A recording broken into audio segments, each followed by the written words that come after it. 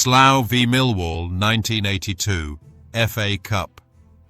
In this video, we look back at a Millwall match that has gone down in football hooligan folklore because of the disparities between accounts of what happened. It has become a typical result of what can happen when different firms tell us different things. Alas, you will have to make your own mind up. Here are two typical examples of stories from the day.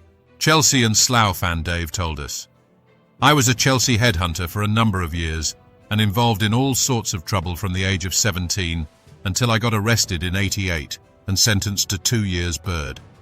I have some legendary stories of Chelsea, but the worst football violence I ever saw was when I went to watch my local team Slough, who were non-league, entertain Millwall in the FA Cup 1982. Slough is about 20 miles from central London. Millwall bought about 500 mainly lads, and before the match, basically the Millwall fans came lumbering down the Wexham Road chanting, 'Where are you, Chelsea?' looking for a fight. Well, they got one. Millwall literally got chased across the whole town, about 2 miles, by dozens of mainly black firms from different Slough districts, Chalvey, Sippenham, Manor Park, etc., who were very aware of Millwall's NF connections, along with firms connected to Chelsea, West Ham, Reading, Brentford, and a few Arsenal lads. The whole town knew about it for weeks beforehand, that the NF were coming, and lads from all over southwest London, Hounslow, Southall, Ealing, etc., mobbed up with local firms because of the Hambro Tavern thing in Southall that kicked off the Southall riots a year before. 3 times Millwall got ambushed in the underpasses and then in the Queensmere Centre, then again on the A4 roundabout by the dog track.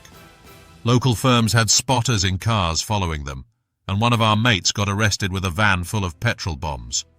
There was easily a couple of 100 cars parked up each in 4 of 5 spots. A spotter would tear up, tell someone to follow them, and then we'd fly off to the back of the Queensmere or the Red Bull roundabout and wait to see if they'd get sent our way.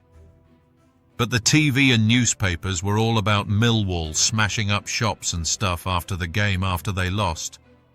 But I've never seen anywhere the story of how they got run all day, including in the ground when the police and stewards lost control, and the Slough firms smashed the main stand's doors in each end to get at the Millwall firm. I guess you had to be there, as most of it was away from the ground. And Millwall aren't doing themselves any favours by telling the truth, are they? It wouldn't go down well on their CV, would it? Getting run all around Slough. I have several other stories for you, so look out for them.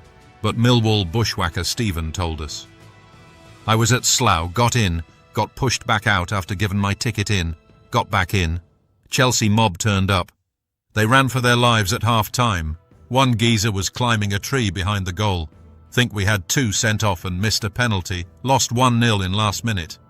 I was 18 and thought I was invincible. In reality, I was probably a right prat. I'm so glad there wasn't camera phones in my day. Went with a couple of mates into a quiet estate boozer. Probably about 25-35 of us in there. No faces, just casual supporters. Big hoo-ha at the front door, and Chelsea, along with Slough, rushed the pub. A hail of bar stools were launched at them from Millwall blokes that looked like they wouldn't say boo to a goose. Chelsea and Slough backed off, and the main window near the pool table went in. We could now see there were about 60 of the fuckers outside. Pool cues, balls, ashtrays, pint glasses and bar stools were taken in hand, and the fiercest of fighting that I have ever seen ensued. Seemed to go on and on and on. In reality, it was only about 5 mins. Gradually, the Chelsea and Slough firm backed away, sirens were heard, and they ran. Funniest thing was, we all trailed back into the pub and carried on drinking and playing pool as if nothing had happened. No modern day bouncing up and down, no patting on backs, no handshakes, no shouting, just normality, as if nothing had happened. Plod came in, and no one said anything. The scary thing was, these were not lads into football violence, thugs or hooligans, just older, standard family-type Millwall geezers. As I said earlier, during the half-time break, we chased the Chelsea-Slough combo out of the ground. The rubbish that is spouted from Chelsea and Slough boys saying they run us all around Slough's ring road is total nonsense. I don't get what they prove by telling these porkies. Does any of your viewers seriously believe a top Millwall firm would get run by some Chelsea-Slough combo firm? No, I bet not. I've always said that they probably encountered a small firm of about 5 Millwall somewhere, and with superior numbers had a result, and that's turned into this mass hysteria rubbish. Anyway, if you know, you know. You know what I mean? We thank Dave and Stephen for their memories. It's clear that this fixture created an awful lot of ill feeling between the firms involved, Millwall, Slough and Chelsea, mainly due to the conflicting accounts of the day's events.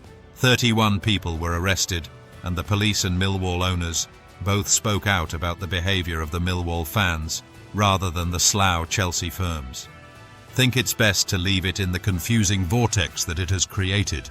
Don't forget to comment, share, like and subscribe, as it really helps our channel grow.